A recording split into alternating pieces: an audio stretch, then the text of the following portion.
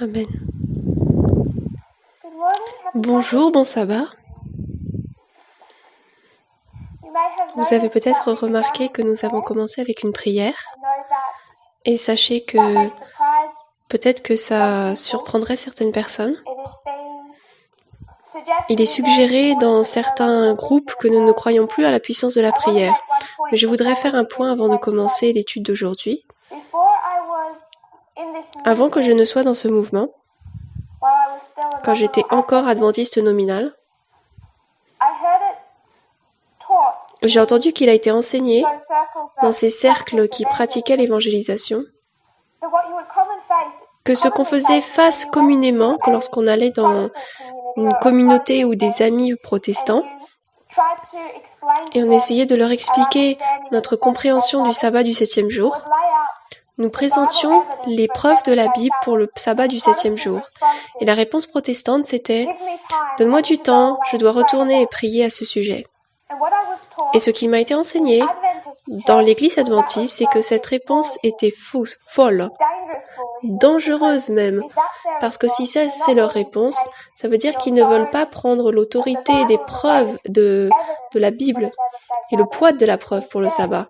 Mais à la place de cela, ils utilisent cela comme une porte de sortie pour dire peu importe les preuves pour le sabbat du 7e jour, je ne vais pas l'accepter basé sur ta parole, je vais aller prier à ce sujet et attendre que le Saint-Esprit me convainque que le 5e jour c'est le sabbat.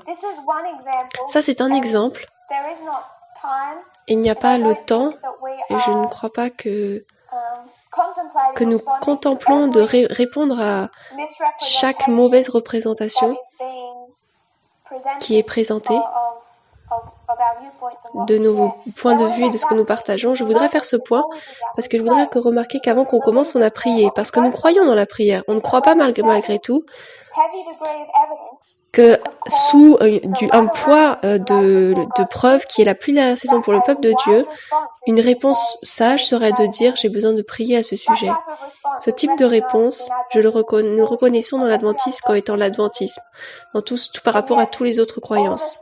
Et pourtant, soudainement, ceux dans ce mouvement qui reçoivent des preuves d'un sujet utilisent cette réponse protestante de dire qu'il faut prier.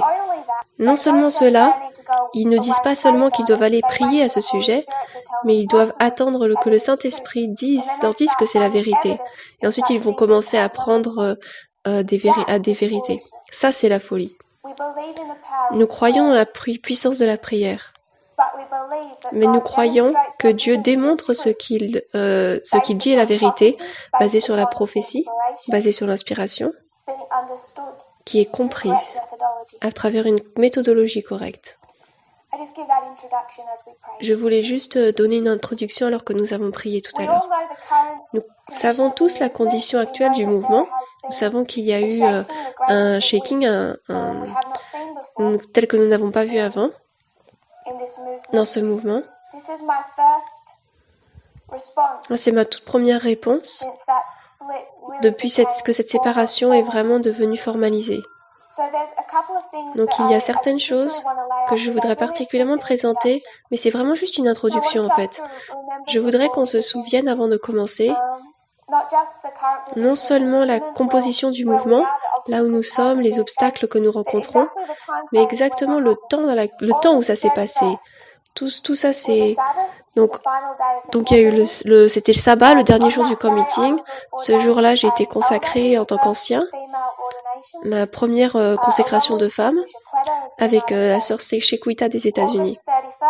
Le 31 août, ce sabbat, c'était ce soir-là, la réunion a commencé avec Future for America. Ça ne s'est pas bien passé. Immédiatement, tout a commencé à changer. Le 1er septembre, le mouvement était divisé. Et le plus grand shaking s'est passé. J'aimerais qu'on se rappelle du temps où ça s'est passé. Les choses se sont passées directement l'une après l'autre. Dans la conférence allemande qu'en meeting, je devrais dire, l'argument prophétique a été présenté, disant, avec détail, celui qui a été développé depuis 2016, formalisé en 2018, mais il a été présenté en pierre à ce camp meeting en Allemagne. Et cet argument prophétique fort, c'était sur l'égalité. Et on pourrait vraiment voir cela en deux manières. Il y a eu un argument fort prophétique qui a été présenté pour une égalité entre hommes et femmes. Ça a été présenté sur tous les niveaux de vie et de fonctions et de devoirs.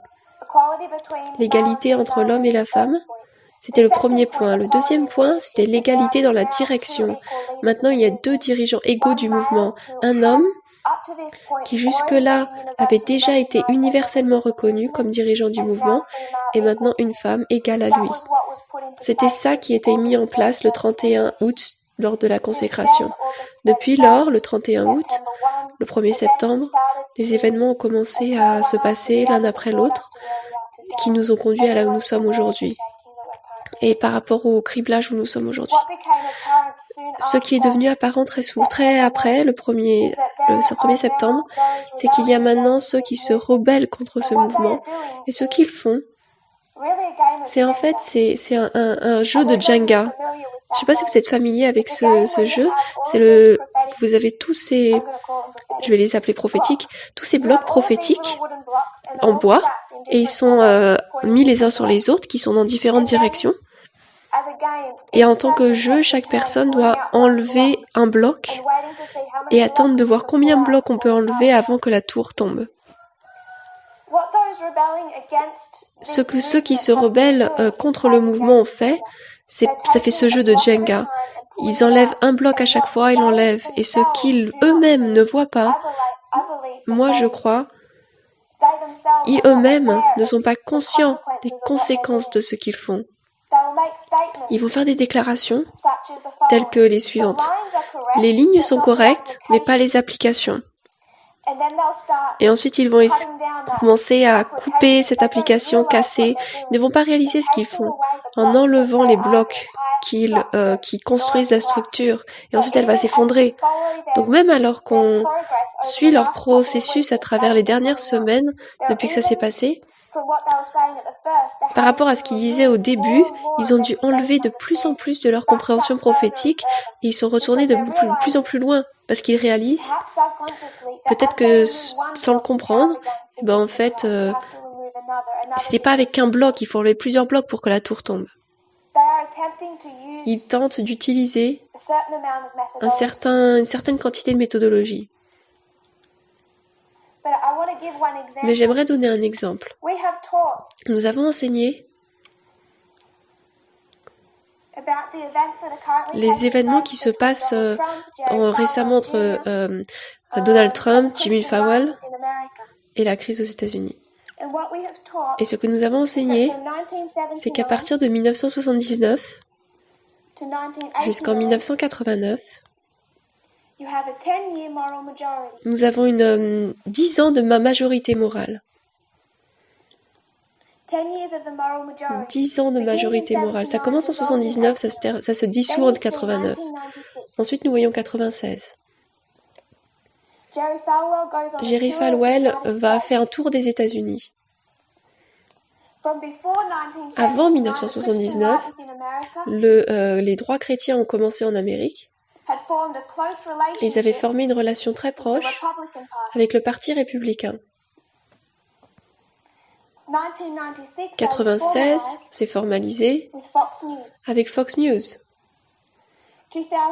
2001, on a aligné cela avec la guerre civile. La guerre civile, on l'a aligné avec l'histoire des 1950. Nous voyons en Dieu, nous croyons. Les pierres crient.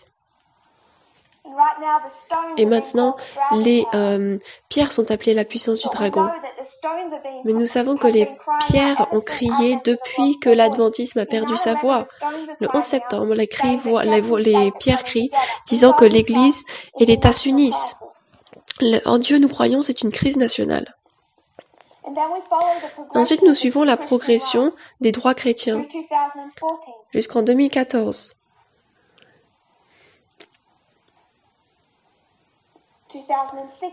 2016, 2018, 2019. Et ce n'est pas seulement les balises prophétiques, mais c'est une histoire. On peut aller en 89, 2005, 2006 et retracer toute l'histoire dans cette ligne. C'est ce que nous appelons lier un fil conducteur.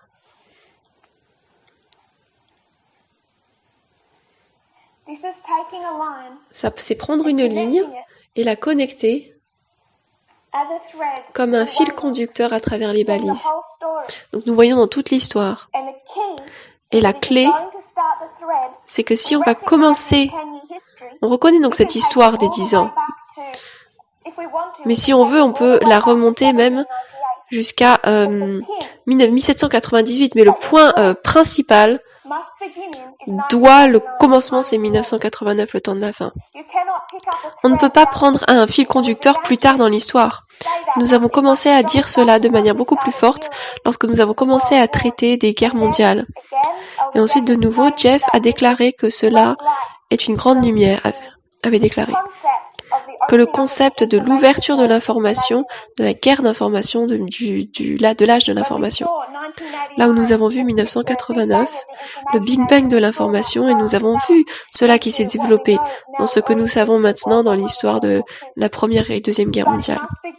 Mais cela doit commencer au temps de la fin. L'invention du web mondial, d'Internet. En déclarant lier les balises, ce qui est enseigné, c'est que si nous trouvons Clinton en 1996 et que nous la retrouvons en 2016 et que nous disons que nous pensons qu'elle a fait quelque chose de mauvais en 96 et nous pensons qu'elle a fait quelque chose de mauvais en 2016, alors nous lions une balise. Ça, ce n'est pas connecter des balises ou lire faites une histoire, ça doit commencer au temps de la fin et passer chacune des balises pour construire une histoire. Ça, c'est un exemple.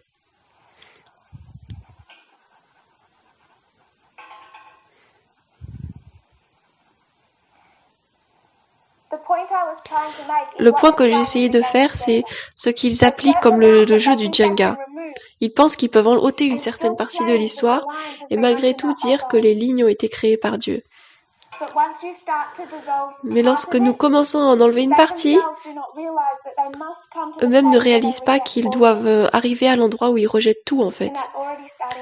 Et ça commence déjà à se passer.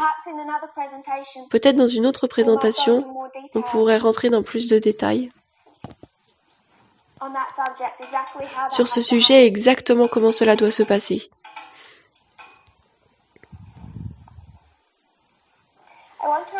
Je voudrais nous rappeler notre ligne de réforme, particulièrement celle des 144 000.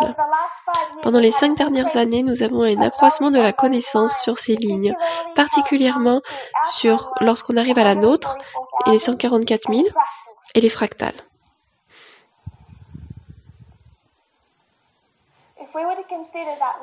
Donc si on considère cette ligne,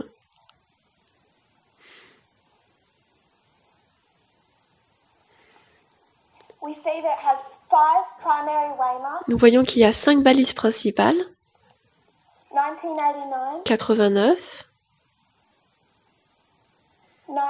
11 septembre, loi du dimanche,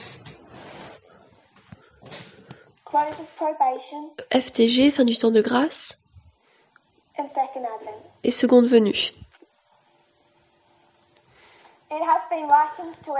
Cela a été comparé à une main. Alors que la lumière a augmenté sur notre ligne de réforme, je dirais également que cela est devenu plus simple à comprendre. Ça peut être comparé à une main et des doigts. 5 doigts, 4 histoires ou espaces entre les deux. Donc on peut dire 89, 11 septembre, loi du dimanche, fin du temps de grâce, second avènement. On pourrait dire labourage, première pluie, dernière pluie et dernière pluie et moisson. 5 balises et 4 histoires. J'aimerais nous rappeler, pour ceux qui ont regardé les présentations de Jeff récemment, il a dit que mon argument c'est à propos de l'application, pas à propos des lignes. Les lignes sont saines. Je n'ai pas de problème personnellement avec Boston, Concorde, etc. Boston, c'est la balise principale. Boston, Concorde, etc. Boston, Concorde, etc. Ainsi de suite. Concorde, etc. Boston, c'est un décèlement. Concorde, c'est un accroissement de la connaissance. Etc., une formalisation. Et ensuite un test. Dans chaque dispensation. Il dit qu'il n'a pas de problème personnellement avec Boston, Concorde, etc. Test, cela rentre bien et c'est le test. Après, c'est puissant. Donc il accepte cette structure. C'est ce qui semble. Nous allons juste prendre ces lignes alors. Ça, c'est la ligne des 144 000, 5 balises clés, 4 dispensations. Et nous pouvons le voir comme la main de Dieu, la main droite qui amène son peuple dispersé et le rassemble. Ce que je voudrais principalement me concentrer, c'est cette histoire de 1989 à la loi du dimanche. On va zoomer dans cette histoire. Avant de construire les lignes des prêtres, Lévites et Néthiniens, j'aimerais nous rappeler l'accroissement de la connaissance de ce message, Acte 27, qui a commencé à s'ouvrir en 2016. Acte 27 nous donne une histoire et il zoome également sur cette histoire 89 à la loi du dimanche. Et j'aimerais qu'on considère la ligne du deuxième bateau, le bateau d'Alexandrie. Ce bateau d'Alexandrie commence son voyage en Alexandrie qu'on place en 1798. Ces études ont été enregistrées depuis longtemps, depuis beaucoup de mois. Mais j'aimerais que nous nous concentrions sur cette histoire de 89 à la loi du dimanche. Donc je vais l'étendre. Ça, c'est le bateau d'Alexandrie.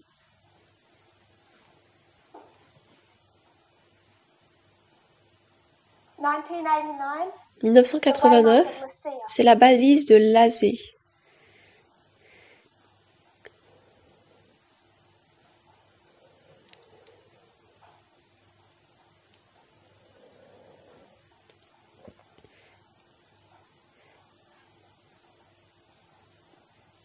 « 1989 à la loi du dimanche. » J'étends cette ligne.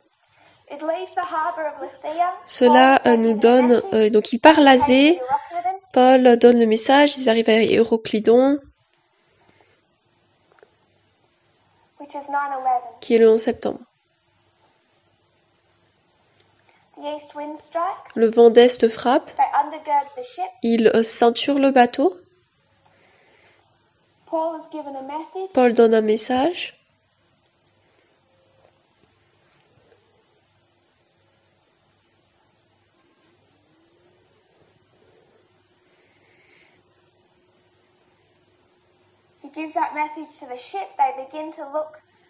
il donne ce message au bateau, il regarde la terre, il mesure, c'est le cri de minuit, c'est la 14e nuit du voyage. Il sonde et on identifie ça comme le cri de minuit. Il trouve du pays, il calcule la distance, le temps, on voit les 2520. Et ensuite le naufrage. Ça, c'est l'histoire d'Acte 27, le bateau d'Alexandrie. Au naufrage que nous identifions comme étant la loi du dimanche, le bateau est détruit et nous avons présenté cette 5e ligne qui montre que l'adventisme en tant qu'institution qui commence en 1798, comment elle parcourt l'histoire, représentée par ce bateau qui a son naufrage final à la loi du dimanche.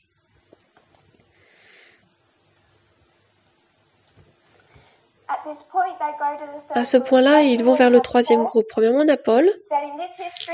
Ensuite, dans cette histoire, il va vers ceux qui sont sur le bateau, les païens sur le bateau, et ensuite ils vont sur l'île. Il y a 3 groupes clairement dans ce dernier voyage.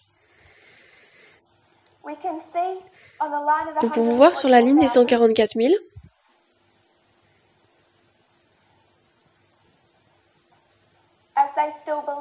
alors qu'il croit encore cela à Boston, Concorde, etc. Déceler à Boston un croissement de la connaissance à Concorde, formalisation, etc.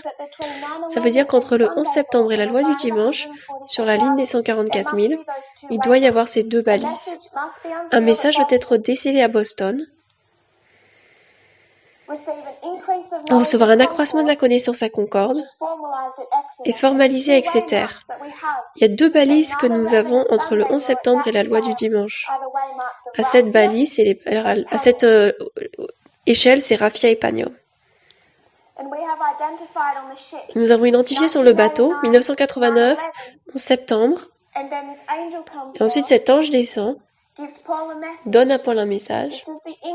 Là, c'est l'accroissement de la connaissance, Concorde, formalisé lorsqu'il voit le pays. Là sont les balises de Raphia et Panium. 1989, 11 septembre, Raphia, Panium, loi du dimanche.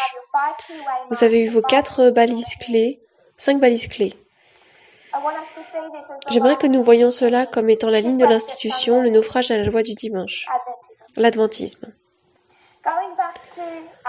Lorsqu'on retourne dans nos fractales, nous avons ensuite compris qu'il y a 3 groupes, pas liés à l'institution, mais aux gens, aux personnes. Le premier groupe, ce sont les prêtres.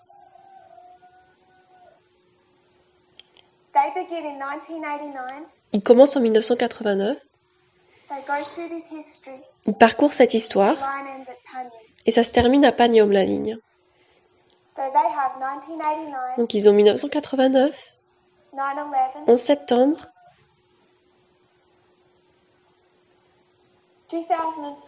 2014, Raphia, 2019, Panium, 2021. 5 balises clés, 4 histoires. Donc là, c'est la ligne des prêtres. Et ils sont moissonnés ici. Ensuite, nous allons dans la ligne des Lévites.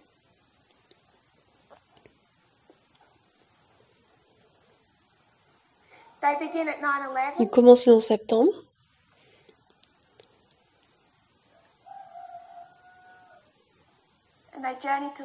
Et ils vont jusqu'à la loi du dimanche. 11 septembre, 2014, 19, Panium, loi du dimanche. Et ils sont amenés dans le mouvement, moissonnés, entre Panium et la loi du dimanche.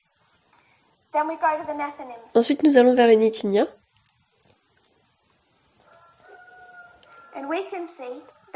Et nous pouvons voir qu'ils commencent en 2014. Et je ne vais pas finir leur ligne de réforme, j'aimerais qu'on se concentre sur cette histoire de la loi du dimanche. C'est à la loi du dimanche qu'ils commencent à être amenés dans ce mouvement. De 2014, ils sont labourés. 2019, première pluie. Panium, dernière pluie.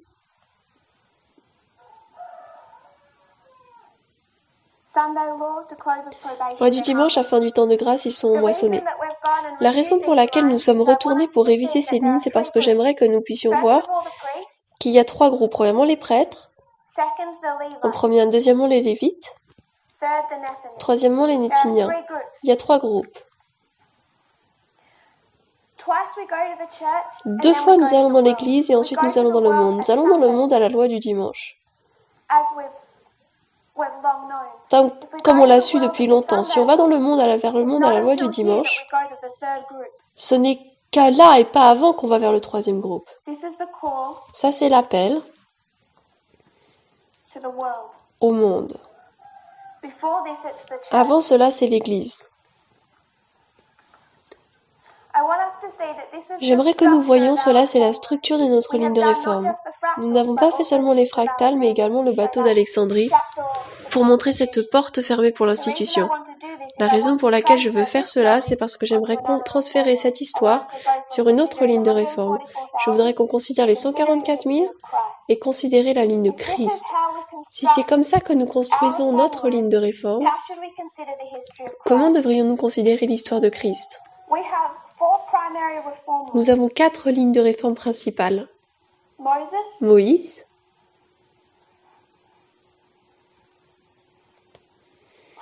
Christ. Ça, c'est l'histoire alpha de l'Israël ancien.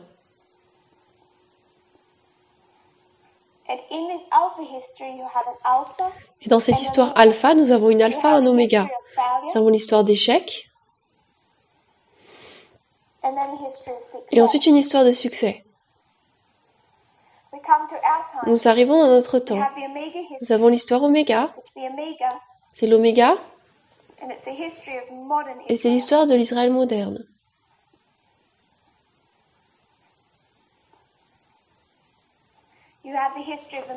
Vous avez l'histoire des Millérites, notre alpha.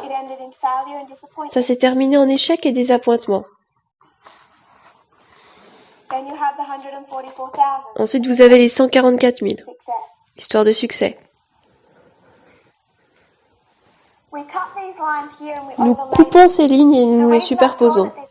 La raison pour laquelle je dessiner comme ça, c'est que je puisse identifier, je veux qu'on identifie, alors que nous avons ces 10 lignes de réforme, l'exemple principal de notre histoire, bien au-delà de toutes les autres lignes de réforme, c'est l'histoire de Christ. C'est la ligne de réforme qui devrait par-dessus toutes les autres démontrer ce que la nôtre, à quoi ressemble la nôtre. C'est une ligne de réforme principale. On pourrait parler de Moïse et des Millérites, ils ont leurs caractéristiques particulières. Mais lorsque nous regardons au contexte de lignes de réforme, c'est Christ que nous répétons de plus près. Donc lorsque nous arrivons à l'histoire de Christ, qu'est-ce que nous voyons? Combien de groupes sont appelés? Premièrement, nous avons les disciples, ensuite ils retournent vers l'église, et ensuite ils vont vers les gentils. Dans la ligne de réforme de Christ, nous voyons trois groupes. Là, c'est le début de l'Israël ancien, la fin de l'Israël ancien. Le début de l'Israël moderne, la fin de l'Israël moderne. Mais si nous voulons comprendre la fin de l'Israël moderne, nous devrions principalement retourner à la fin de l'Israël ancien, afin de le comprendre. Donc j'aimerais que nous prenions cette compréhension de la fin de l'Israël moderne et le transférer à la fin de l'Israël ancien.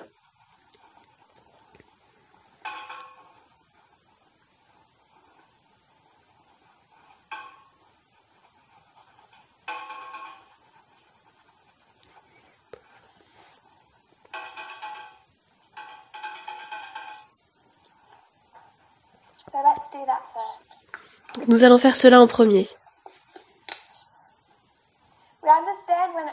Nous comprenons que lorsqu'on arrive dans l'histoire de Christ,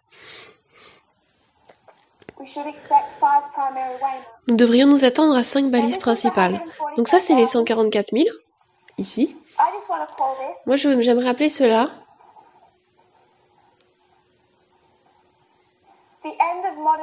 la fin de l'Israël moderne.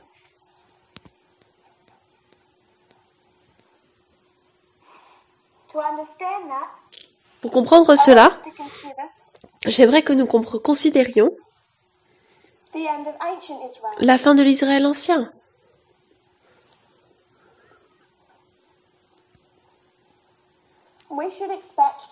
Nous devrions nous attendre à avoir 5 balises principales. Nous comprenons le temps de la fin, c'est la naissance de Christ.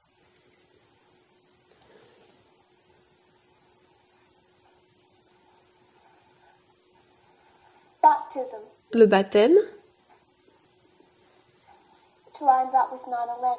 qui s'aligne avec le 11 septembre. Et ensuite, j'aimerais qu'on considère ces 3-là. Cette balise ici, la 3e, le point du milieu sur la ligne des 144 000, c'est quoi ses caractéristiques? C'est une porte fermée pour l'adventisme et un appel qui va vers les Nétiniens. Donc lorsqu'on voit la fin de l'Israël ancien, cette balise, ça devrait être quoi? On sait que ça c'est la fin du temps de grâce, on sait que ça c'est le second avènement, Cette histoire, j'aimerais qu'on la considère pas pour un instant, mais c'est cette histoire sur laquelle je veux me concentrer. 89 à la loi du dimanche. Transférer cela à la fin de l'Israël ancien. La naissance, le baptême, et quelle est cette balise alors? C'est à la loi du dimanche que l'évangile va vers le monde. Donc à cette balise ici, ça doit être quoi?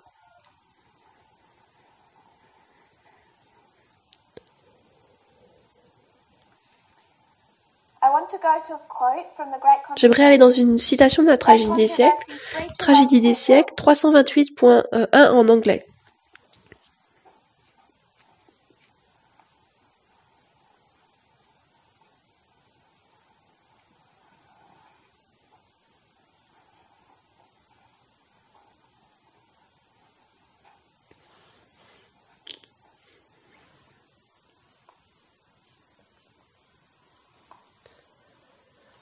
« 328.1 Les 70 semaines ou les 490 années particulièrement données aux Juifs se sont terminées, comme nous l'avons vu, en l'an 34. À ce temps-là, par l'action du Sanhédrin juif, la nation a scellé son rejet de l'Évangile par avoir lapidé Étienne et la persécution des disciples de Christ. Ensuite, le message de salut n'était plus restreint au peuple de Dieu et a été donné au monde. Donc à cette balise, la loi du dimanche, c'est une porte fermée pour l'adventisme, comme en tant qu'institution, et l'évangile va vers le monde. C'est l'an 34, après Jésus-Christ, qui est une porte fermée pour la nation juive, la fin des 70 semaines, et l'évangile va vers les gentils. Je continue à lire le paragraphe suivant. Jusque-là, chaque spécification de la prophétie a été accomplie de manière frappante. Au début des 70 semaines, nous voyons l'ancienne question et l'expiration, c'est en l'an 34. Et ensuite, elle entre dans une explication des 2300 jours et de la prophétie des 2300 jours. C'est à ce point-là, donc en l'an 34, qu'à travers les actions du Sanhédrin juif, la nation a scellé son rejet de l'Évangile par le martyre d'Étienne et la persécution des disciples de Christ. Ensuite, le message du salut n'était plus restreint au peuple choisi, à la nation juive, a été donné au monde. Et ensuite, elle décrit l'œuvre de Philippe, de Pierre, et également de plus en plus après de Paul. Donc si nous voulons voir cette ligne comme la fin de l'Israël ancien, ça doit passer de la naissance au baptême, l'an 34, fin du temps de grâce, second avènement. Si nous nous concentrons sur cette histoire, ce qu'on marquerait là, la loi du dimanche, une porte fermée pour l'adventisme, et l'évangile va vers les gentils. Là, en l'an 34, c'est une porte fermée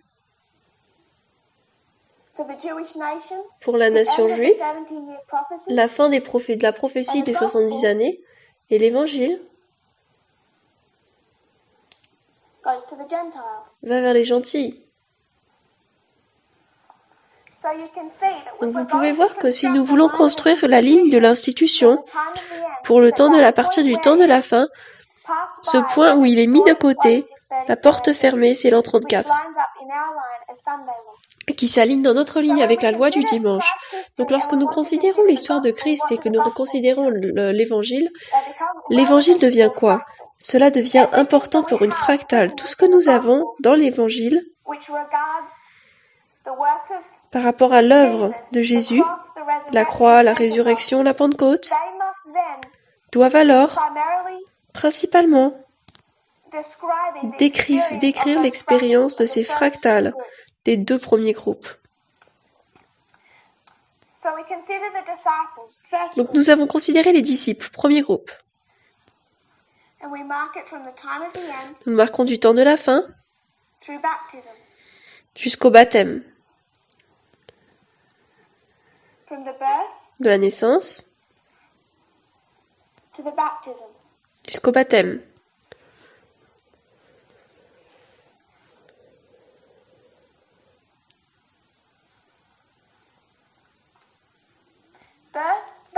Naissance, baptême. Ensuite, Jésus va dans le désert.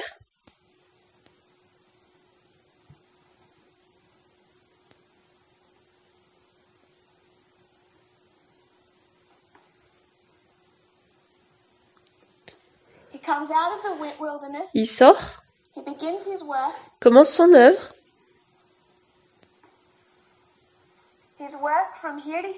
Son œuvre d'ici à là. Et ensuite, fin du temps de grâce, le test, la croix.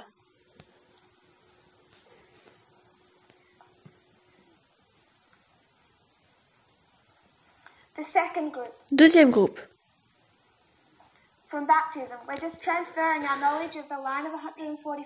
À partir du baptême, on transfère juste là nos connaissances de la ligne des 144 000 sur la ligne de Christ. Le deuxième groupe, l'Église. Quand est-ce qu'ils sont emmenés dans? Ce n'est pas à la croix, c'est à la Pentecôte, au cri de minuit, à Panium. À la Pentecôte, l'appel va retourne à l'église. Et ils sont appelés de la Pentecôte jusqu'en l'an 34. Les Lévites, dans cette histoire, le deuxième appel de l'église, de la Pentecôte à l'an 34. Et ensuite le troisième groupe, comme Ellen White le présente pour nous,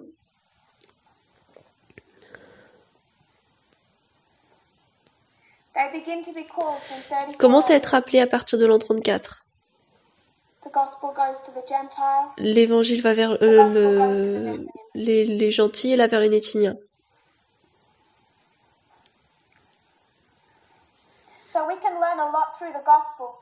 Donc à travers des évangiles de cette histoire, nous pouvons apprendre beaucoup entre 1989 et la loi du dimanche.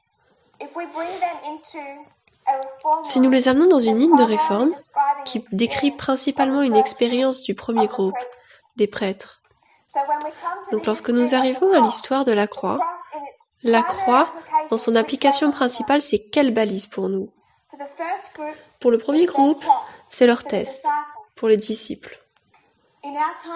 À notre époque, 2019, c'est un test pour les prêtres. La croix dans son application principale devient 2019, Raphia. Nous pourrons revoir ces lignes de réforme et en apprendre beaucoup de cela. Mais là, je veux souligner des points particuliers. Pour que je puisse vraiment faire mon point, ça ce n'est que l'introduction. Donc la croix, le test pour les prêtres. Question donc. Avant la croix, il y a un cri, n'est-ce pas? On appelle ça comment? Sur leur ligne de réforme. On appelle cela l'entrée triomphale.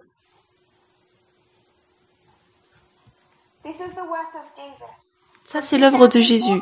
De 2014 à 2019, l'œuvre de Jésus jusqu'à la croix. Et là, il y a une balise que nous associons avec le cri de minuit, l'entrée triomphale. Et combien de personnes crient Hosanna? Tout le monde, parce que tout le monde sait que ce n'est pas tous ceux qui crient Hosanna qui acceptent ce message, mais oui, il les aime malgré tout. Il a perdu des personnes pendant toute cette histoire. Il a perdu les 70, etc., qui sont tombés. Mais pour la ligne de réforme des disciples, de ce premier groupe, c'est quand leur plus grand shaking criblage. Le grand criblage dernier et final de ce premier groupe, c'est avant ou après la fin du temps de grâce? Tout se passe avant. La division entre ceux qui croient en ce message et ceux qui ne croyaient pas se passe avant la croix, pas après. C'est avant la croix que nous avons la rébellion de Judas et ceux qui ont fui. Donc pour cette ligne de réforme, la naissance, le baptême, Jésus va dans le désert, il commence son ministère public, nous avons l'entrée triomphale et la croix. La rébellion dans cette histoire se passe avant la fin du temps de grâce, pas après. C'est avant la croix que nous voyons la division, déjà manifestée entre ceux qui croient et ceux qui ne croient pas. J'aimerais que nous considérions cela avec plus de détails. Si nous sommes actuellement dans, et je pense que nous pouvons le démontrer assez facilement, dans la dernière grande rébellion,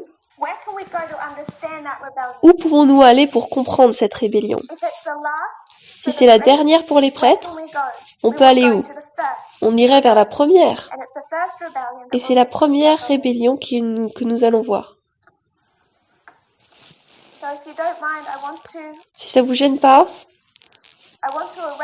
je voudrais effacer ces lignes de réforme parce que j'aurai besoin du tableau. Donc ce que je pourrais faire,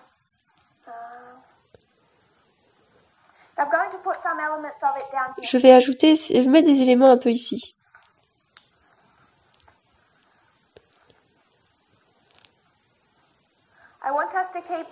J'aimerais que nous gardions ce concept à l'esprit.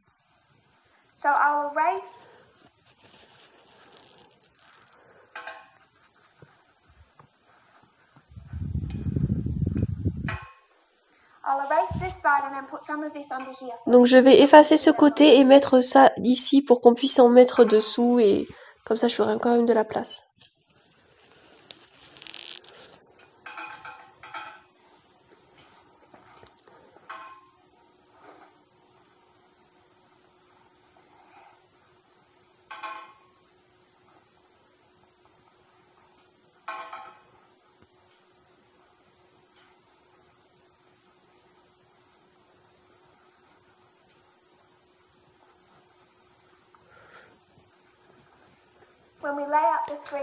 Lorsque nous présentons les trois groupes,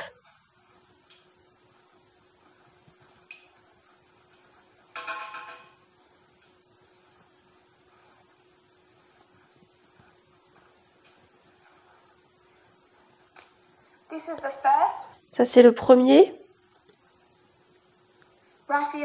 Raphia Apanium. Le deuxième, Panium à la loi du dimanche. Le troisième, loi dimanche à fin du temps de grâce. Le troisième est caractérisé par les Nétiniens ou les gentils. Donc, lorsque nous combinons ces deux lignes, nous savons que cette balise doit être l'an 34. Si c'est l'an 34, nous pouvons remonter et voir le début de l'appel vers l'Église, après la croix, la Pentecôte. Et ensuite, nous pouvons aligner la fin du temps de grâce avec notre premier groupe, ce grand test, comme étant la croix en elle-même. Ensuite, nous avons étendu cette histoire en 2014 à 2019, comme disant que c'était l'œuvre de Christ. Nous avons vu que dans cette histoire, on peut marquer l'entrée triomphale. Beaucoup qui criaient Hosanna, sans comprendre vraiment qu'ils n'acceptaient pas ce message. Et ensuite, nous arrivons à la croix, le test. Donc j'ai combiné ces deux lignes de réforme de la fin de l'Israël ancien et de la fin de l'Israël moderne. Nous voyons que la grande division, la grande rébellion contre les dirigeants, pour la ligne des prêtres, le premier groupe, se passe dans cette histoire avant la croix. Lorsque Judas quitte la table et avec les disciples. Nous allons comprendre le dernier dernière grande rébellion, nous devons retourner à la première. Donc nous allons prendre certaines citations et établir des points. La rébellion au ciel. Nous allons commencer avec l'histoire de la rédemption, 13.1.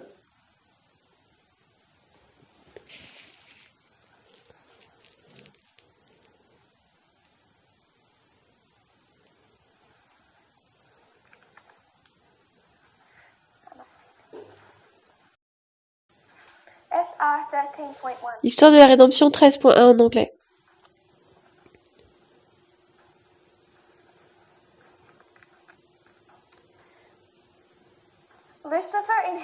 Lucifer au ciel, avant sa rébellion, était un ange exalté et élevé, juste après Dieu, le Fils de Dieu. Donc les anges étaient admiratifs de lui.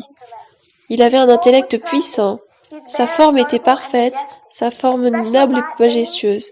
Une lumière particulière sur son visage brillait autour de lui, comme plus que les anges. Pourtant, Christ, le Fils de Dieu, avait la prééminence sur toute l'armée angélique. Il était un avec le Père, et avant que les anges ne soient créés. Lucifer était envieux de Christ et demandait donc le commandement qui seul était à Christ. Le point que j'aimerais qu'on retire de ce paragraphe, c'est que Christ avait la prééminence sur toute l'armée angélique. Il était un avec le Père avant que les anges ne soient créés. Donc depuis le début, est-ce qu'il y a l'égalité?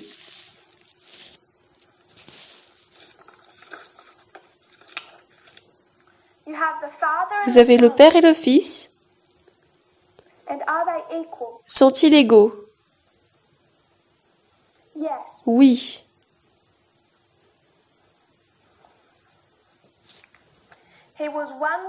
Il était un avec le Père avant que les anges ne soient même créés. Citation suivante, mais on va refaire référence à celle-ci plus tard. Don spirituel en anglais 1, 17.1.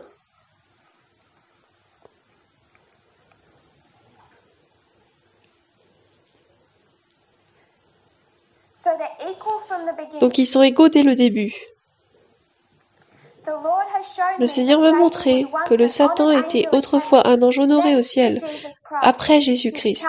Son apparence était belle, exprimant la joie. Son front était grand et montrait une grande intelligence. Sa forme était parfaite. Il avait des actes, une portée majestueuse. Il a vu que lorsque Jésus a dit à l'homme, faisons l'homme à son image, a dit à Jésus, Satan était jaloux, Lucifer était jaloux. Il voulait faire partie de cette séance. Il voulait être le plus haut dans le ciel, après Dieu, et recevoir les honneurs plus élevés. Jusqu'à ce moment, tout le ciel était en ordre. L'harmonie et la soumission parfaite au gouvernement de Dieu étaient là. Donc dans notre premier paragraphe, SR 13.1, il est dit que Christ et le Père étaient égaux. Et ensuite la dernière phrase, Lucifer est envieux de Christ et assumait graduellement la contrôle qui appartenait à Christ. Donc on voit l'envie. Et ensuite dans Don spirituel, il nous est dit quand est-ce que cette envie a commencé. Parce que avant cela, tout le ciel était en ordre, harmonie et en soumission parfaite à Dieu. Donc premièrement, il y a l'égalité. Mais ensuite, un moment dans le temps arrive où le Père et le Fils disent « Faisons l'homme à notre image, formons la terre. » Et il amène Jésus dans une relation privée avec lui-même, dans une réunion par rapport à son œuvre future. Et soudainement, Satan passe de cette existence harmonieuse à celle d'une jalousie augmentante et une envie. Donc ça, c'est l'harmonie.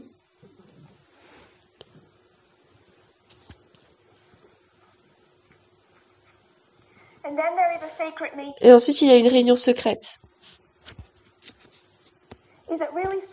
Est-ce qu'elle est vraiment secrète? Tout le monde peut voir ce qui se passe. Ils peuvent voir que le Père et le Fils travaillent ensemble.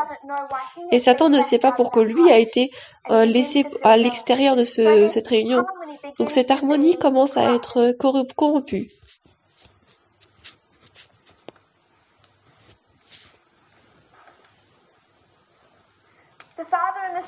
Le Père et le Fils commencent à faire des plans. Ils commencent à travailler ensemble.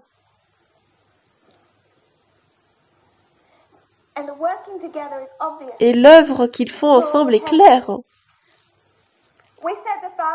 Nous avons dit que le Père et le Fils sont égaux. Est-ce que Satan savait qu'ils étaient égaux avant, à ce moment-là? Nous savons qu'ils étaient égaux, mais est-ce que Satan le savait? D'une certaine manière, cette égalité est venue comme une surprise pour Satan. Donc le Père et le Fils commencent à travailler ensemble. Ça semble être un secret. Satan ne savait pas, il est surpris d'avoir cette réunion secrète. et commence à être jaloux. Citation suivante. Nous allons retourner dans l'histoire de la rédemption. 13.2.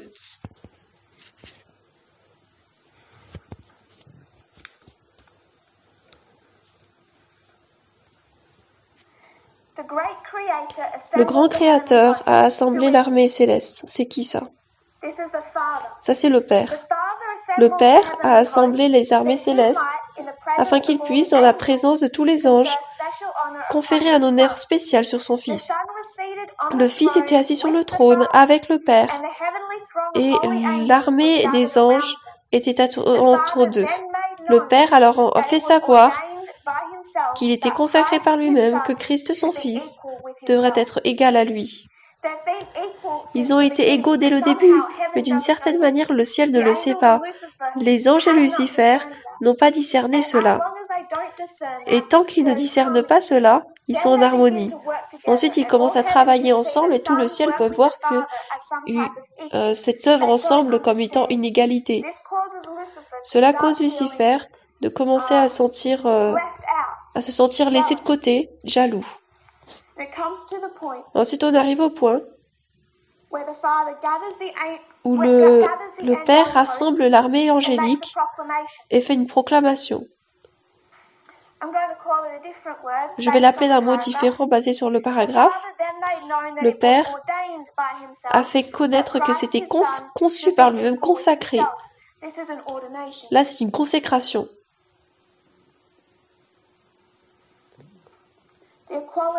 L'égalité qui existait déjà, mais elle n'avait pas été vue.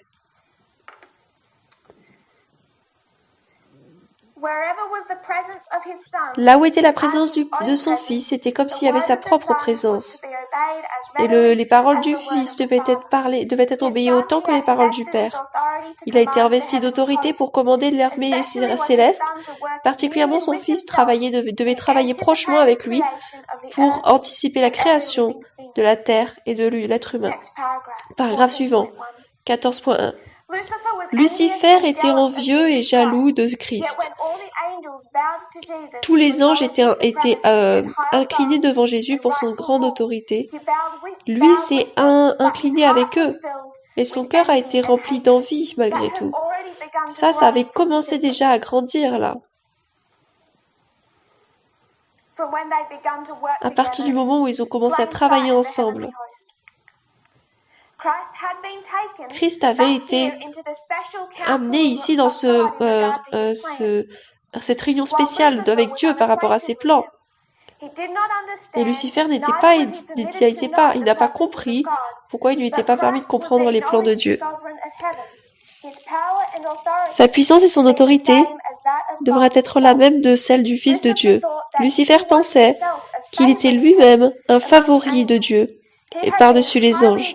Il avait été grandement exalté, mais ceux-là ne lui ont pas donné de la gratitude et de la louange, mais il aspirait à être autant que Dieu.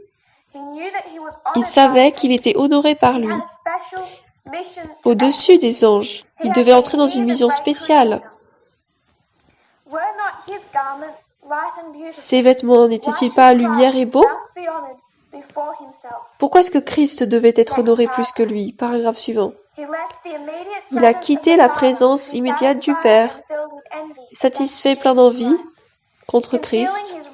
En cachant ses vrais buts, il a assemblé l'armée angélique et il a introduit son sujet, qui était lui-même. Et il a présenté la préférence que Dieu avait mis sur Jésus. Il leur a dit qu'à partir de ce moment-là, toute la liberté que les anges avaient vue était finie. Et qu'à partir de maintenant, il devait lui donner il leur disait qu'il les avait appelés pour leur assurer qu'ils ne se permettraient pas de se soumettre à cette invasion de ses droits.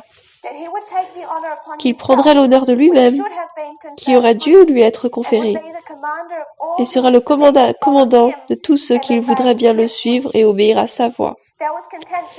Il y a une contention parmi les anges. Lucifer et ses sympathisants luttaient pour reformer le gouvernement de Dieu.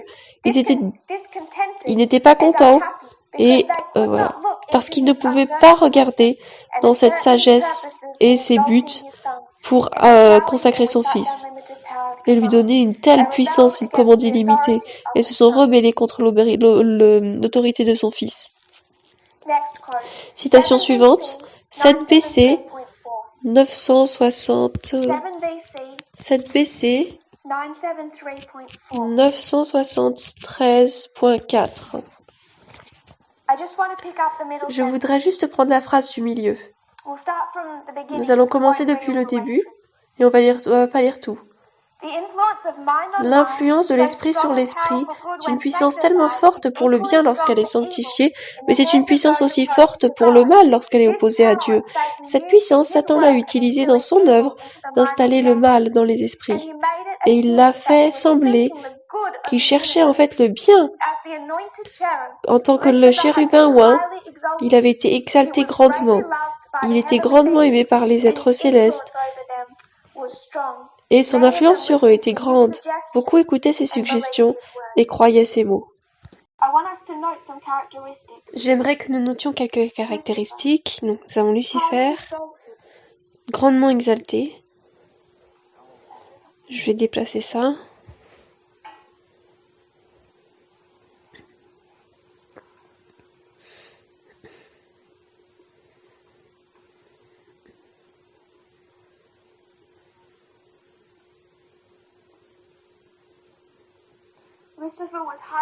Lucifer était hautement exalté.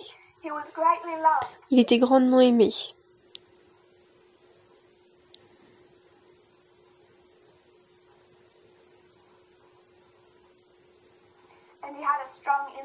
Et il avait une forte influence.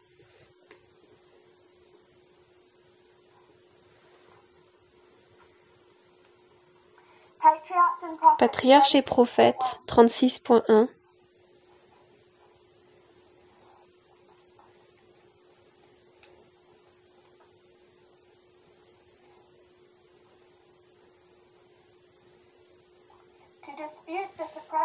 De disputer la suprématie du Fils de Dieu C'était maintenant son but d'enlever l'amour et la miséricorde du Créateur. C'était son objectif qu'il devait donner les énergies de toutes ses demandes.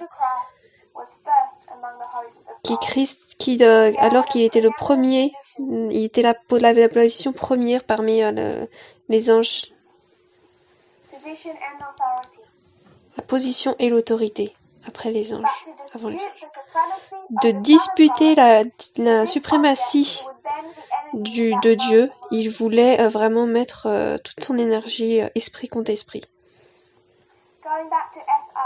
Nous retournons à l'histoire de la rédemption, 15.2 en anglais. Pour récapituler un petit peu, le Père et le Fils sont égaux à ce point dans le temps, mais c'est caché. C'est caché pendant toute cette histoire, jusqu'à ce que Dieu fasse une proclamation. Avant que les anges ne soient créés.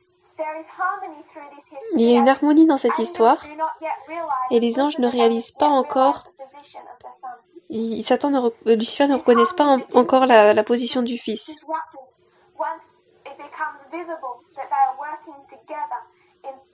Et ensuite, avec ce plan, cela devient visible qu'ils travaillent ensemble, et c'est à ce moment-là que Satan n'y eut pas permis d'être là dans cette réunion. Cela crée de la jalousie. On en arrive au point où le Père décide qu'il est temps, et il va faire une proclamation disant que Jésus est égal à lui-même et en autorité sur les anges. Maintenant, nous avons à ce point dans le temps 2 dirigeants du mouvement. 15.2. Les anges qui étaient loyaux ont cherché à réconcilier l'esprit des anges rebellieux au Créateur. Ils justifiaient les actes de Dieu, donner son honneur à Christ, et essayaient de convaincre Lucifer qu'il n'était pas moins honoré maintenant qu'avant que le Père n'ait donné l'autorité qu'il avait conférée à son Fils. Il disait que Christ était égal à Dieu, existait avant lui, avant la création des anges. Et son autorité n'avait pas été remise en question, n'avait pas été cachée avant qu'il la remette en question. Donc ceux qui se mettent du côté du Père et du Fils essaient de raisonner avec Lucifer dans cette histoire. Et ce qu'ils essaient de le convaincre, Lucifer, et les anges qui sont de son côté, est-ce que c'est pas clair? Est-ce que tu pouvais pas voir qu'il y avait déjà une égalité? Est-ce que tu pouvais pas voir qu'ils étaient égaux? Pourquoi est-ce que tu es surpris maintenant? Pour eux, c'était également une nouvelle connaissance, mais ils ne l'avaient pas vue. Et la position de Lucifer n'est pas moins profonde que ce qu'elle était avant. Ils ont déclaré que Christ avait reçu une autorité spéciale du Père dans la présence des anges, mais cela n'enlevait pas l'autorité que Lucifer avait. Ils cherchaient sincèrement à ce que Lucifer puisse abandonner. Parce qu'avant, il n'y avait pas d'harmonie. Ils essaient d'enlever cette voix rebelle.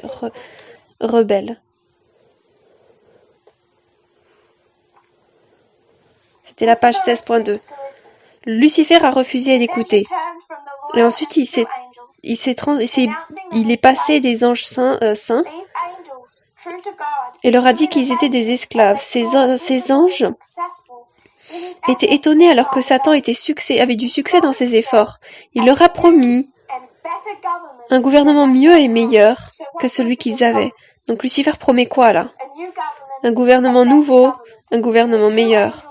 Et les vrais anges sont surpris alors qu'ils voient qu'en fait il y a du succès dans ses efforts de l'idée d'arranger son ange, ses œuvres contre Satan, contre Dieu. Alors qu'il voyait que ses avancées étaient accompagnées de succès, il voulait avoir tous les anges de son côté, disant qu'il serait égal à Dieu lui-même, et sa voix d'autorité serait entendue dans le commandement de toute l'armée céleste.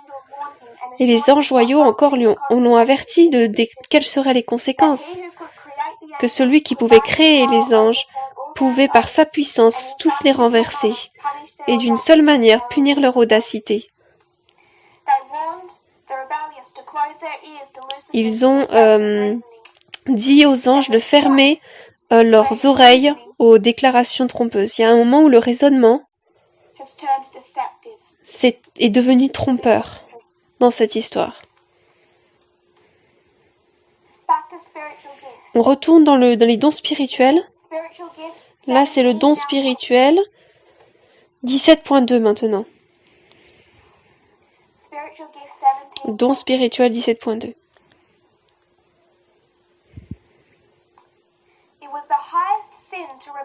C'était le péché le plus élevé de se rebeller contre le Dieu. Tout le ciel semblait en commotion. Les anges étaient en compagnie. Il y avait de l'organisation. Tous les anges étaient agités. Satan insinuait contre le gouvernement de Dieu, ambitieux de s'exalter lui-même et ne voulant pas se soumettre à l'autorité de Jésus. Certains des anges sympathisaient avec Satan dans sa rébellion et d'autres s'opposaient fortement pour l'honneur et la sagesse que Dieu avait donnée à son Fils en autorité. Il y avait une contention parmi les anges. Satan et ceux qui le suivaient se luttaient pour réformer le gouvernement de Dieu et cherchaient à regarder dans sa sagesse qu'on ne peut pas chercher pour comprendre son but en voulant exalter Jésus et en lui donnant une puissance illimitée, un commandement illimité. Ils se sont rebellés contre l'autorité du Fils de Dieu et tous les anges se sont unis. Qui là? C'est le Père ou le Fils? Le Fils qui est accusé. Tous les anges ont dû être appelés devant le Père pour que leur cas soit décidé. Et il fut décidé que Satan serait éjecté du ciel et que tous les anges qui l'avaient suivi, avec Satan, rébellion, seraient éjectés avec lui. Ensuite, il y a eu une guerre au ciel.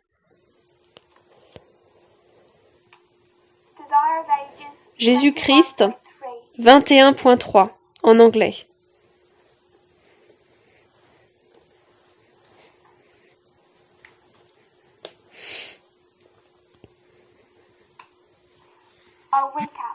Je vais le récapituler. Le Père et le Fils étaient égaux avant que les anges ne soient créés. Il y a une harmonie dans le ciel.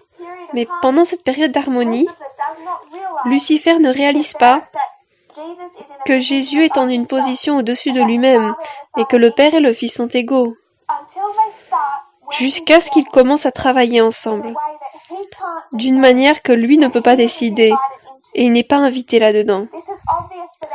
Ça, c'est clair pour l'armée céleste, mais ils ne comprennent pas encore l'égalité.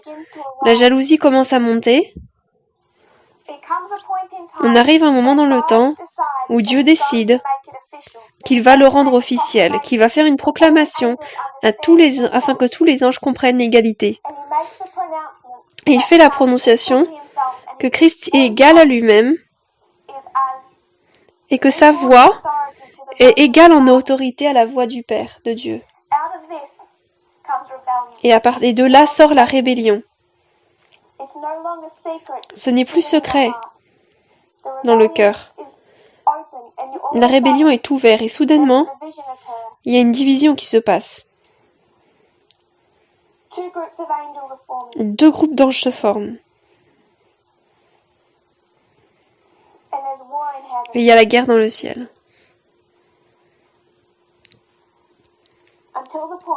Jusqu'au point où ils sont jetés dehors. Jésus-Christ 21.3 en anglais. Dans le ciel lui-même, la loi fut brisée. Le péché venait dans la recherche de soi. Lucifer, l'ange couvert, désirait être premier au ciel. Il cherchait à gagner le contrôle des êtres célestes, de les attirer loin de leur Créateur et de gagner leur hommage à lui-même. Ainsi, il a mal représenté Dieu, lui attribuant le désir de l'exaltation de soi. Avec ses propres mauvaises caractéristiques, il chercha à investir le Créateur aimant. Il voulait lui donner ses propres caractéristiques. Ainsi, il trompa les anges. Ainsi, il trompa les hommes. Donc, qu'est-ce que Satan fait avec ces raisonnements des trompeurs? Il va dire que c'est Dieu qui s'exalte lui-même.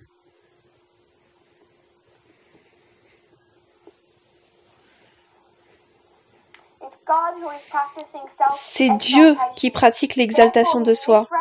C'est pourquoi il représente mal Dieu et il lui donne les mauvaises caractéristiques qui lui appartiennent à lui.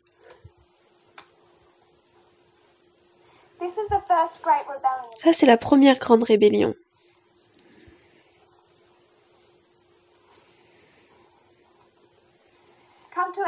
Nous arrivons à notre dispensation. Nous comprenons que la grande rébellion qui précède la croix, qui est 2019, est actuellement en cours. Et que cette grande division, tout comme l'histoire de la fin Israël ancien, maintenant dans la fin de l'Israël moderne, se passe avant la fin du temps de grâce, pas après. Nous arrivons dans notre dispensation de 2014. Il y a un nouveau dirigeant qui est mis en place. Parminder, l'ancien Parminder. Est-ce que quelqu'un a un problème avec cela? Moi, j'ai enseigné cela, que l'ancien Parminder a été le dirigeant du mouvement à partir de 2014, depuis beaucoup de mois maintenant. Au moins depuis le début de l'année. Il n'y a pas eu d'opposition ouverte à cela. Personne n'avait de problème. Tous étaient une harmonie relative. À partir de 2014, il y a de l'harmonie. Jusqu'à un certain point dans le temps, lorsqu'il commence à travailler avec quelqu'un d'autre. En octobre de 2018. Déjà, on peut voir, en octobre, qu'il y a 2 personnes qui travaillent ensemble. C'est clair, c'est logique. Tout le monde commence à l'observer, mais personne ne comprend ce qui se passe.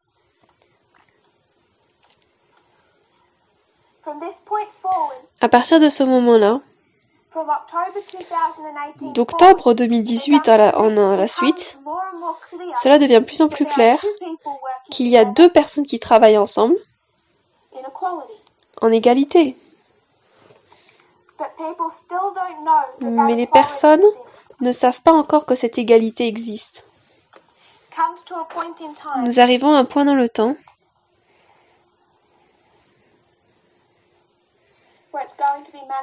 où ça va être manifesté. Il y a une consécration. Là, c'est le camp meeting en Allemagne. 31 août. Il y a presque un mois. Et on enseigne et il est déclaré qu'il y a deux dirigeants égaux du mouvement. En fait, si vous suivez les lignes de la prophétie, la manière dont c'est présenté prophétique, cette égalité existe à partir de 2014. Et elle est à deux niveaux différents. Premièrement, hommes et femmes. Ils ont été égaux depuis longtemps. Mais ce n'a pas été rendu un test. C'est caché.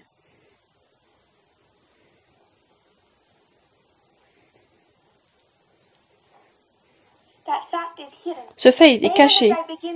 Même alors qu'ils commencent à travailler ensemble, c'est caché. Hommes et femmes sont égaux. Deuxième point. Deux dirigeants égaux. L'ancien Parminder et moi-même. 31 août, j'ai été consacré et il a été enseigné sans vote qu'il y a maintenant deux dirigeants du mouvement qui sont égaux, qui sont hommes et femmes. L'un a été consacré ancien, donc l'autre aussi doit être consacré ancien et ça a été fait. Le 31 août, la consécration s'est faite. Je n'étais pas toute seule lors de cette consécration. L'ancienne Shequita a été également consacrée en tant qu'ancien par rapport aux États-Unis. Elle a été consacrée à mes côtés. 31 août, c'est un sabbat. Le sabbat se ferme, nous allons dans notre première réunion avec FFA et les choses commencent à tout de suite prendre un tour différent. La nuit de cette consécration, le soir, tout a commencé à se casser. Le jour d'après, le 1er septembre, tout s'est divisé. Ils ont quitté l'endroit, les choses commencent à être mises en place, les employés commencent à être virés, le gouvernement les sites sont fermés, les mots de passe sont fermés, il y a deux groupes. Pourquoi est-ce que pendant toute cette histoire, la direction de Parminder n'est pas challengée, en avril non plus, en juin non plus. Tout le monde est OK avec cela. Ils sont OK avec Parminder. On arrive à un point où il y a quelque chose qui se passe et ils ne sont pas OK. D'accord. Histoire de la rédemption 16.2 en anglais.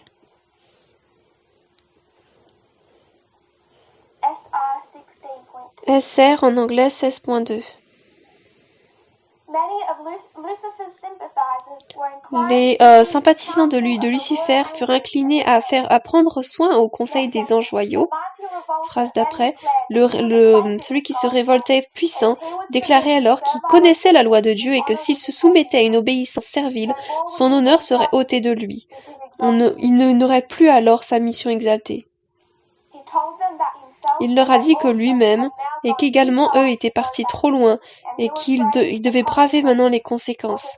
Car de s'incliner en adoration servile au Fils de Dieu, il ne le ferait jamais.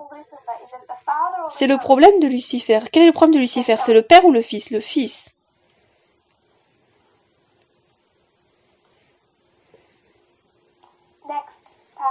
Paragraphe suivant. Les anges loyaux se sont dépêchés rapidement vers le Fils de Dieu et lui ont fait connaître ce qui se passait parmi les anges. Ils trouvèrent le Père en conférence avec son Fils bien-aimé pour déterminer les manières par lesquelles, à travers les anges bons et loyaux, l'autorité assumée de Satan pourrait être enlevée pour toujours. Le grand Dieu pouvait voir pourrait voir l'arche trompeur, mais ce n'était pas son but. Il voulait donner aux rebelles une chance de mesurer leur force afin que chacun puisse choisir son propre côté et soit manifesté. Dans la bataille où nous sommes actuellement, on pourrait l'appeler la guerre. Il y a deux côtés, deux groupes de prêtres.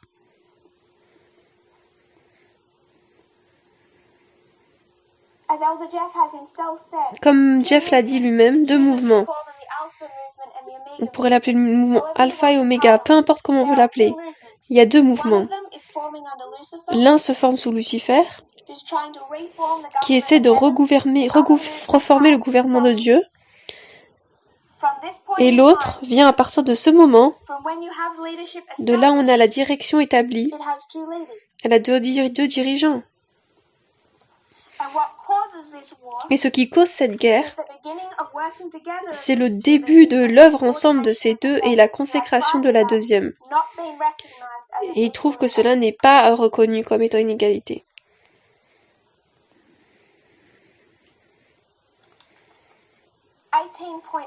18.1 Toute l'armée céleste a été appelée devant Dieu pour que chaque cas soit déterminé. Satan a fait connaître sans honte le fait qu'il n'était pas satisfait avec que Christ soit préféré par rapport à lui. Il s'est tenu avec orgueil et a déclaré qu'il devrait être déclaré égal à Dieu et devrait être emmené en conférence avec le Père et comprendre ses buts. Dieu a informé Satan que son fils seul pouvait lui révéler ses buts. Et il déclara que toute la famille du ciel, même Satan, devait s'incliner devant lui en une obéissance sans question. Mais Satan s'était prouvé non digne d'une place au ciel. Alors Satan a montré ses sympathisants, qui étaient un tiers des anges, et déclaré: ils sont avec moi. Les éjecteras-tu aussi et fera un tel vide dans le ciel? Il déclara alors qu'il s'était préparé à résister à l'autorité de Dieu. Donc Satan a fait connaître sans honte que son problème, sa non-satisfaction, c'était Christ. Il s'attendait à être celui avec qui le Père allait négocier, qu'il a déclaré ses buts secrets. Il s'attendait à être celui avec lequel Christ travaillerait. Au lieu que ce soit Lucifer et le Père qui travaillaient comme égaux dans cette histoire, il voit qu'au lieu de cela, c'est le Père et Jésus. Et c'est ce qui a causé sa rébellion. 19.1 Alors il y eut une guerre au ciel. Le Fils de Dieu, le Prince du ciel et ses anges loyaux s'engagèrent dans un conflit avec l'arche rebelle et ceux qui s'unissaient avec lui. Le Fils de Dieu et les anges vrais et loyaux réussirent, et Satan et ses sympathisants furent rejetés du ciel. Toute l'armée céleste reconnut et adora le Dieu de justice. Pas une goutte de rébellion fut laissée au ciel. Tout de nouveau était paix et harmonie comme avant. Les anges du ciel pleurèrent le sort de ceux qui avaient été leurs compagnons en joie et en bonheur. Leur perte fut sentie au ciel. Nous voyons une chose similaire en ce moment. Beaucoup de ceux qui avaient été nos compagnons ont quitté. Et on sent leur perte. Nous sommes dans cette guerre, comme nous le voyons.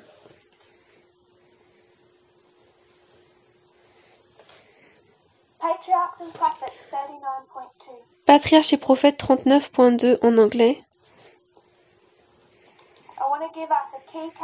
Je voudrais nous donner une caractéristique clé de Lucifer.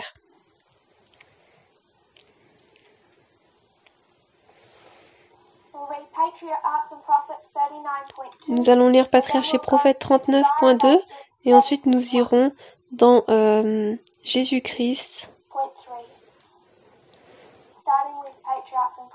Nous allons commencer donc Patriarches et prophètes après Jésus-Christ 761.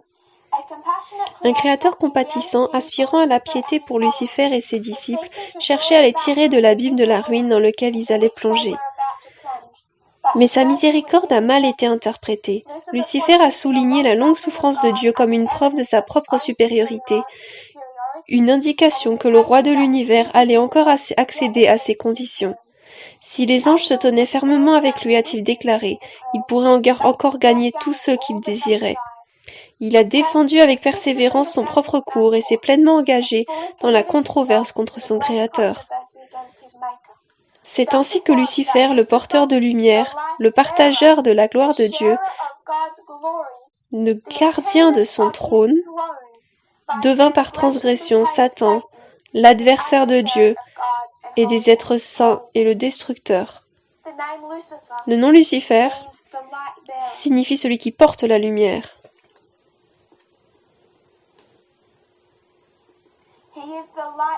C'est lui qui porte la lumière. Qu'est-ce qu'on entend avant 1900? Qu'est-ce qu'on a avant 1989? Nous sommes dans les ténèbres. Qu'est-ce qui vous amène des ténèbres? Qu'est-ce qui vous fait sortir? C'est celui qui porte la lumière.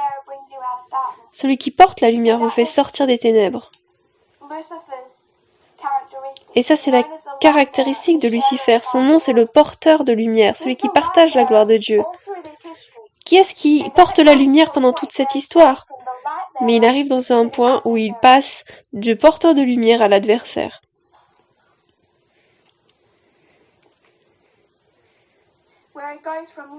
Là où il passe de Lucifer à Satan. Jésus-Christ 761.3 en anglais. Pourtant, Satan n'a pas encore été alors détruit. Les anges ne comprenaient même pas alors tout ce qui était impliqué dans la grande controverse. Les principes en jeu devaient être révélés plus en détail. Et pour le bien de l'homme, l'existence de Satan doit être poursuivie.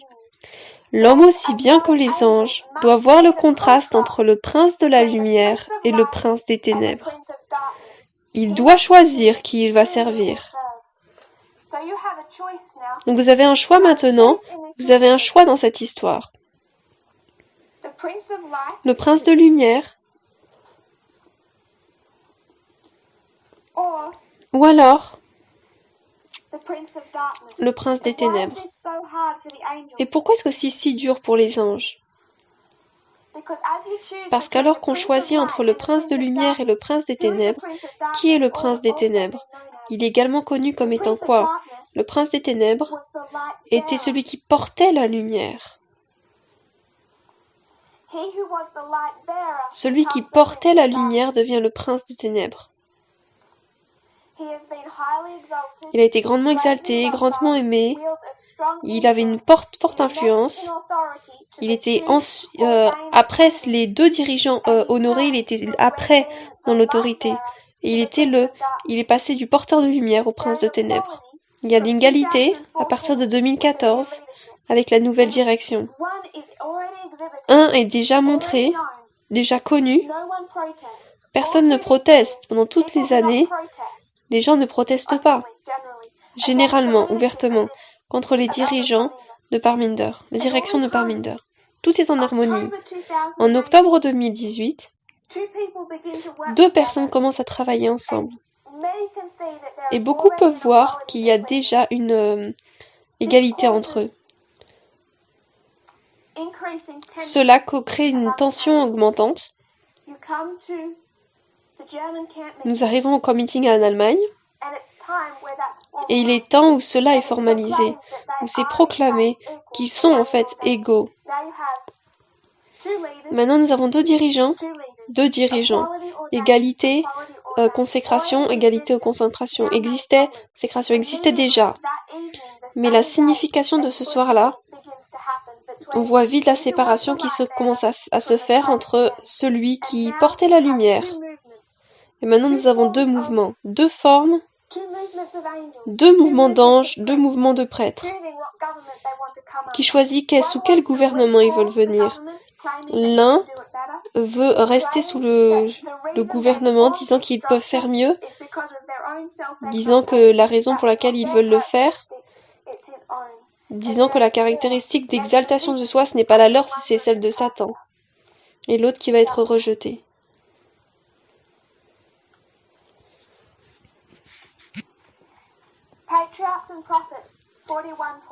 Patriarches et prophètes, 41.2, ce sera une de nos dernières citations, 41.2 en anglais.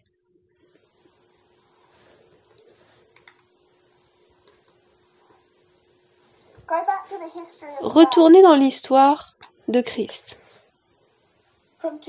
À partir de 2014, lorsque Christ est sorti du désert, Jésus a commencé à faire son ministère public. On peut apprendre beaucoup de cette ligne de réforme, mais je veux juste souligner ce point. Jésus commence son ministère public. Pour la plupart, est-ce que les gens comprenaient ce qu'il faisait? En fait, personne. On en arrive en octobre 2018. Là, c'est le cri de minuit. Là, c'est l'entrée triomphale.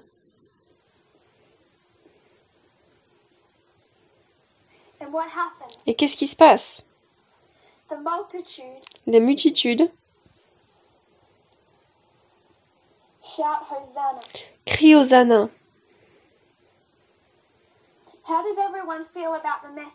Et comment est-ce qu'ils se sentent tout le monde par rapport au message là? Ils sont tous en accord, ils acceptent tous, ils l'aiment.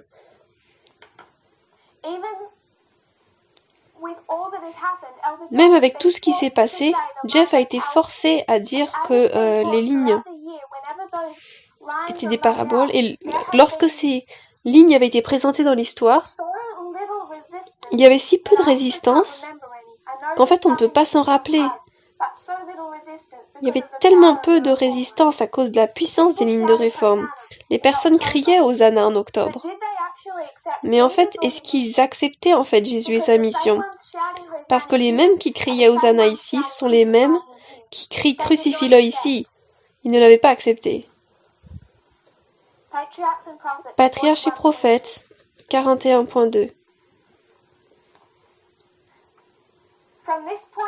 À partir de ce point ici, Lucifer a commencé à changer. Dieu a permis à Satan de poursuivre son œuvre jusqu'à ce que l'esprit de désaffection mûrisse en révolte active. Donc la désaffection commence ici. Et ensuite elle grandit. Et à ce point de temps, lorsque le Fils est consacré, il agit en révolte ouverte. Il était nécessaire que ces plans soient pleinement développés, que leur véritable nature et tendance puissent être vues par tous. Lucifer, comme le chérubin oint, avait été très élevé. Il était grandement aimé des êtres célestes, et son influence sur eux était forte. Le gouvernement de Dieu incluait non seulement les habitants du ciel, mais de tous les mondes qu'il avait créés. Et Lucifer avait conclu que s'il pouvait porter les anges du ciel avec lui en rébellion, il pouvait aussi porter tous les mondes. Il avait habilement présenté sa version de la question, utilisant le sophisme et la fraude pour sécuriser ses objets. Son pouvoir de tromper était très grand. En se déguisant sous un manteau de mensonge, il avait gagné un avantage. Tous ces actes, une guerre d'informations externes et internes, tous ces actes étaient si mystérieux qu'il était difficile de révéler aux anges la véritable nature de son travail. Jusqu'à ce qu'il soit pleinement développé, on ne pouvait pas lui faire paraître la chose maléfique qui était. Sa désaffection ne serait pas perçue comme une rébellion. Même les anges loyaux n'arrivaient pas à discerner pleinement son caractère, ni à voir ce que son travail menait. D'octobre 2018, les gens sont venus et m'ont dit « Tu dois être tellement heureuse de la manière dont le message est accepté. Jeff accepte le message. Beaucoup de personnes, tout le monde à ce point-là, disent qu'ils acceptent le message. Et beaucoup de personnes ont trouvé ça tellement encourageant. Moi, je savais, on savait que ce n'était pas le cas. Ce message n'avait pas été accepté. On ne pouvait pas le dire à ce moment-là. Alors qu'on avançait dans cette histoire, nous avons vu de plus en plus de signes que le message du cri de minuit n'était soit pas pleinement compris ou accepté. On ne pouvait pas dire cela publiquement, parce que ce n'aurait pas été compris correctement, même par ceux du bon côté. Et il y a également l'espoir, pendant cette histoire, qu'en fait nous sommes un succès. Donc on doit réécrire une nouvelle fin, où il y aura un succès à la fin du monde. qui n'a pas besoin de regarder, de ressembler à cela. Moi, j'avais le même espoir. Donc ce n'est pas pendant cette histoire, disant qu'en fait on pensait qu'il y avait une prédestination, que ça devait se terminer comme ça. Ce n'était pas la conclusion à laquelle nous arrivions. Mais on savait à travers cette histoire qu'au moment où le message du cri de minuit a été donné, soit il n'était pas pleinement accompli, ni accepté par Jeff, ou par ces individus qui quittent. Les personnes qui quittent alors que j'ai voyagé et que j'ai visité leur pays, pour la plupart, ce n'est pas une surprise. Ils ont crié Hosanna lorsqu'ils ont entendu le message, mais c'était clair que c'était à cause d'un certain sentiment qu'ils avaient. Il était clair que dès qu'ils ont eu une autre point de vue alternatif, ils n'ont pas eu ce message. Pour la plupart, ça n'a pas été une surprise. Et pourtant, nous avons vécu en espoir pendant tout ce temps-là que ça ne se passerait pas. Et donc, ceux qui ont rejeté peuvent continuer leur désaffection jusqu'à la révolte ouverte, comme Satan. Il y a beaucoup de choses que Jeff dit, très peu de choses qu'il dit sont prophétiques, sans arguments prophétiques raisonnables. La majorité, ce sont des arguments moraux des trompeurs, que les personnes sur lesquelles ne devraient pas décider leur destinée dessus. Il y a un argument qui entre dans beaucoup des arguments, et c'est très influençant subtilement, qui a une influence sur les gens, le concept selon lequel ils sont une minorité qu'on rend victime. Dans ces présentations qu'on regarde, même les dernières, ils disent, nous FFA, et la direction de Jeff, alors qu'il enlève la compréhension de cela, ils sont la minorité à la vérité, et il souligne encore ce point de faire confiance à la minorité. Mais revenez dans la première rébellion. Satan en a pris combien? Signe des temps, le 25 août. Donc, paragraphe 25, c'était le désir de Satan pour la suprématie qui a causé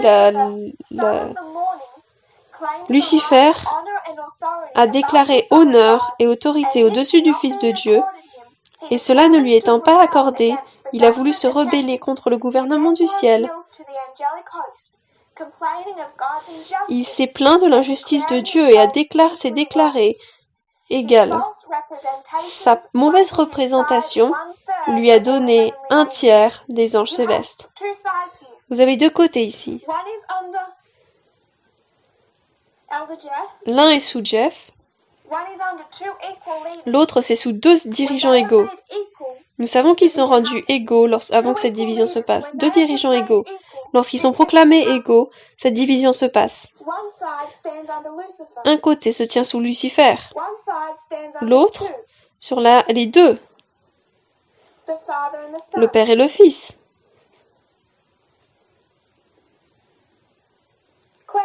Question. Voulez-vous être dans la minorité? Un tiers avec Lucifer, deux tiers avec le Père et le Fils. Donc l'argument fait après présentation après présentation qu'ils sont la minorité non reconnue, souffrante, et que donc cela leur donne un sentiment de sécurité. Ça s'est prouvé que c'est pas vrai par la toute première séparation qu'on n'a jamais expérimentée. Cette toute première séparation, on n'a pas expérimenté une sécurité en disant on doit avoir raison, on est la minorité. Ces arguments fous influencent ces personnes qui sont un peu au milieu, qui n'ont pas encore fait de décision. Ces arguments fous les amènent du mauvais côté, pas basés sur ligne, la méthodologie, une compréhension de là où nous sommes dans l'histoire prophétique. Ils ne construisent pas de correctes lignes de réforme, mais c'est des méthodologies de lignes de réforme collées.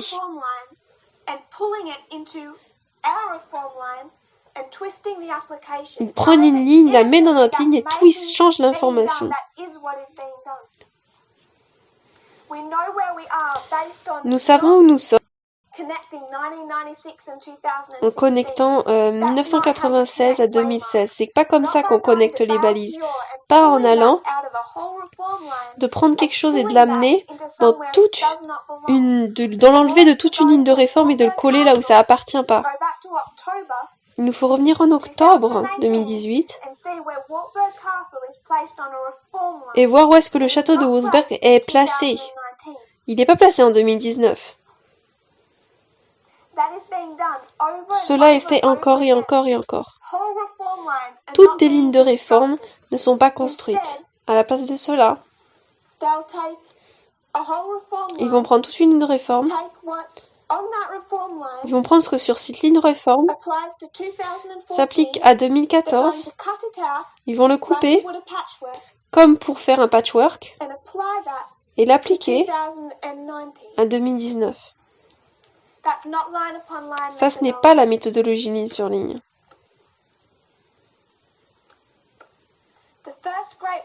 La toute première grande rébellion, il n'y a aucune sécurité en étant dans la minorité. Et le test, c'était l'égalité. Les anges sont testés sur si oui ou non ils peuvent voir une égalité instituée entre le Père et le Fils. Le tout premier grand test. Notre test, c'était l'égalité. Pas simplement pour moi-même, pas simplement pour avoir deux co-dirigeants du mouvement, deux co-dirigeants de l'univers, mais égalité entre hommes et femmes. C'était leur grand test, c'est notre grand test.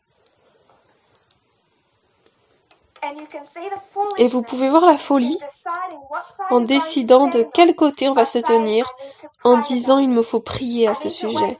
J'ai besoin d'attendre que le Saint-Esprit m'aide. J'ai besoin d'attendre de voir. Ça, ce n'est pas la preuve sur laquelle nous nous basons. C'était lui qui portait la lumière à cette époque. Il était le fils du matin, encore grandement aimé, mais par ceux qui savent qu'il est mauvais maintenant, grandement exalté. Il avait une forte influence, il a une position, mais il a choisi de devenir l'adversaire. Et vous pouvez retracer cela à partir de ce point dans le temps.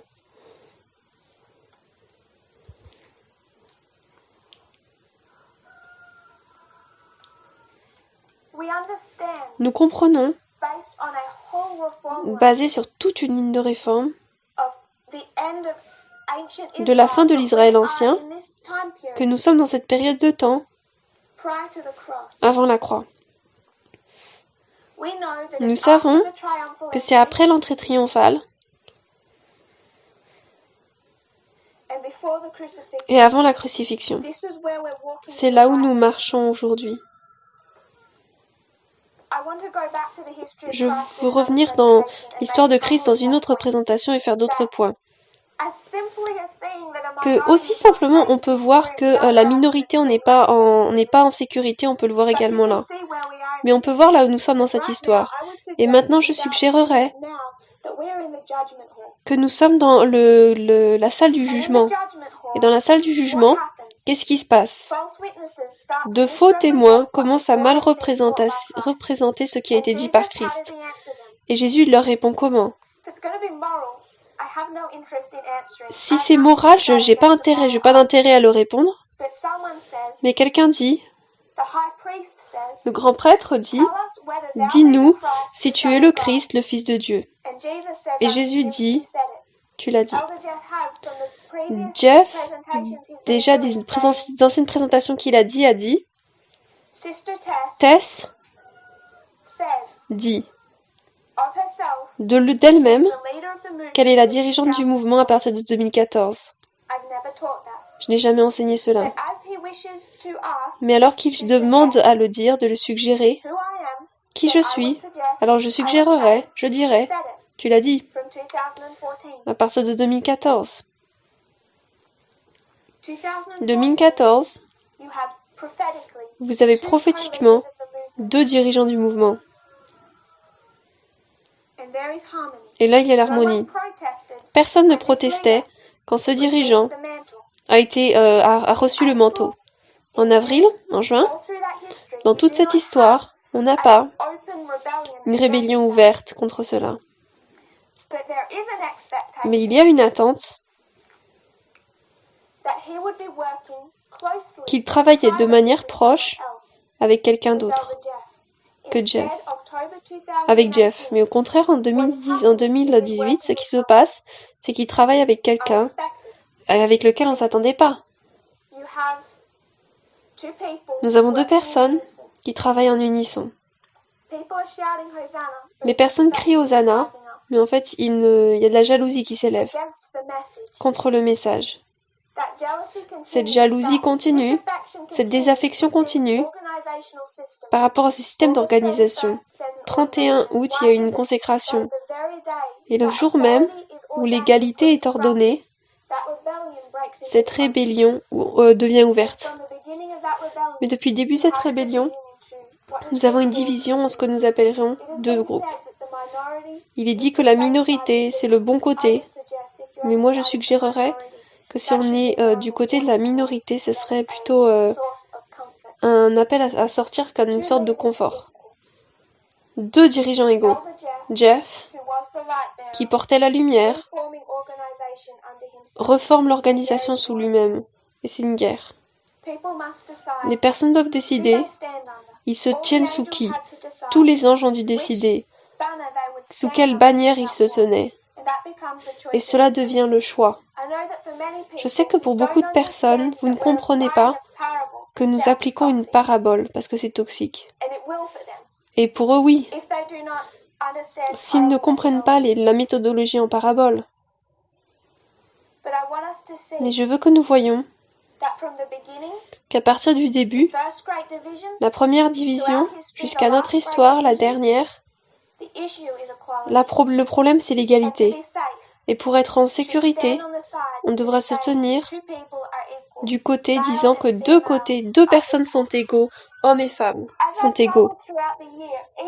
À travers les années, même à travers ce sabbat et dimanche, cette consécration, des personnes ne sont pas venues me voir et pour dire « Oh, ce message te donne tellement de gloire ».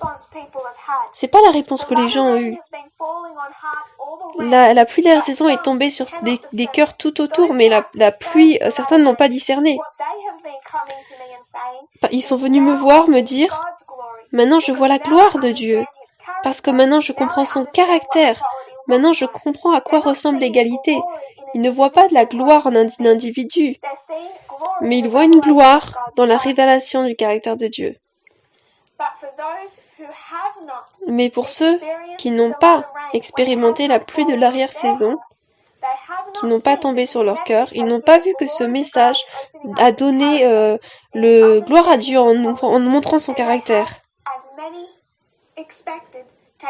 Et comme beaucoup s'y attendaient, ils ont pris ce côté de l'argument.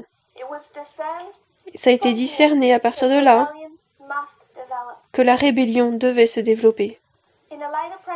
Dans une présentation après, j'aimerais qu'on retourne dans la ligne de Christ et montrer qu'est-ce qu'elle peut nous ouvrir. Mais nous pouvons déjà montrer qu'à partir de la toute première grande rébellion, il y a le Père et le Fils qui sont des co-régnants. Et cela montre la rébellion. Et que la minorité, ce n'est pas l'option de sécurité. Nous allons nous agenouiller pour prier.